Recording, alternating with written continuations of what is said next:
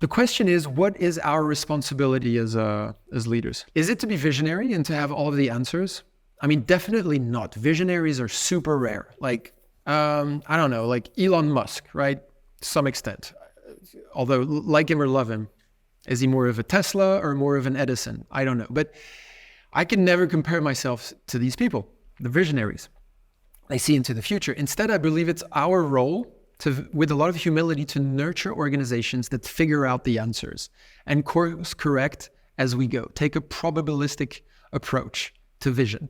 We should begin to develop a vision and strategy for dancing with complex environments. Because as leaders, we can, or it should, I think we should at least be excused for not being able to predict the future, even the not so distant future. It's okay for us not to be able to predict the future. But I truly believe we cannot be excused for building systems that are not anti-fragile. We have no excuse for that. It is our responsibility to manage uncertainty, to dance with that complexity.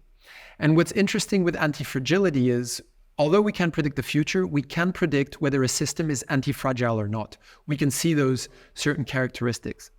And based on the study of hundreds of teams, companies, we're outlining here some of these key characteristics today. Early indicators, leading indicators of anti-fragile teams and organizations. Growth mindset, accepting that we are and forever will be a work in progress.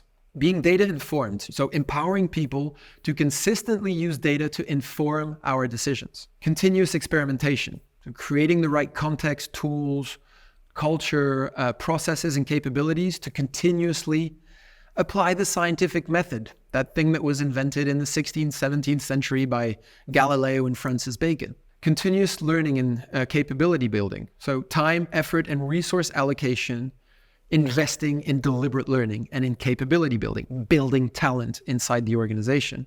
Systems thinking, right? So understanding the interconnectedness of many variables, and T-shaping, which is an enabler actually of this systems thinking. And then sort of the last two is diversity of thought, the idea that different backgrounds and thought processes bring unique viewpoints. And disruptive thinking, thinking differently, thinking laterally. We believe these are the top 10 characteristics as leaders to start investing in. Apart from your core function, of course, but to start investing in and taking really seriously.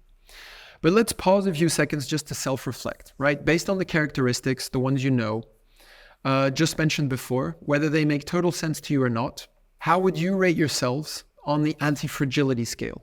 From very high to very low. Taking into account, the mindset, data-informed, continuous experimentation. How would you rate yourself, your direct team, your department, your business unit, and your organization at large? It's essentially asking ourselves, how much anti-fragile DNA do I have as a leader? Do we have as an organization?